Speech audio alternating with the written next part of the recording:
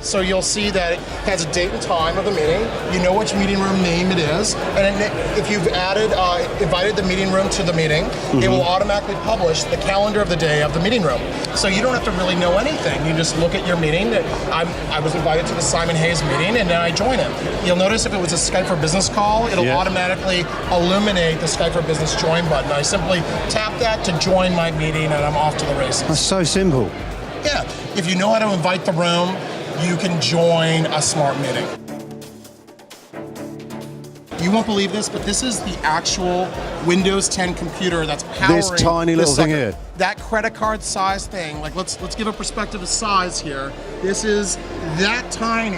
Look at that. But it's a full i5 conferencing computer that's powering this full experience that we're seeing for us. That's incredible.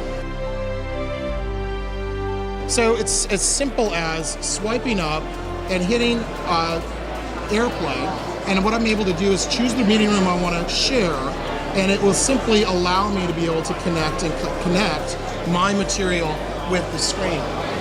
And so you're noticing that we're sharing all that material at once, and I not only can share my phone, but I can share all different types of devices, a computer, a phone, an Android, an iOS, anything without an app. We are doing 60 frames per second of this material. I can choose one to focus on at one point, or I could bring and do a comparative review of multiple at once. So you can share any information. I suppose if you've got other attendees in the meeting and you've got a bigger group of people, they can all bring their information as well. That's right. We can do up to 8 devices at once and do 60 frames per second. And I want you to notice that this is a window that can be shared through the Skype for Business call, so all the far end can witness and see what's happening. That's incredible. We also have a built-in whiteboard. Right. And the whiteboard is really intended for breaking down the problems around problem solving. So think at the end of a meeting where you're doing action owner timeline, who's doing what by when, right? This tool will allow you to do a lot more. So the first thing that this guy does is it offers pressure. So just like the Surface Hub, you can absolutely have full pressure inking on this experience. Give it a try. Right, I'm going to say. So it offers a delightful, fast, fluid experience on marking. Yeah, and you hit the microphone button, clear whiteboard.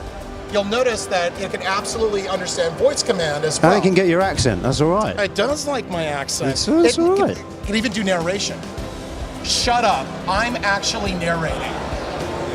So you'll notice that I absolutely can narrate right on the screen of whatever we're talking about itself. That's an incredible feature. It also understands the concept of dynamic objects. So I'm going to go ahead and grab a couple of different file types for you to show you that feature.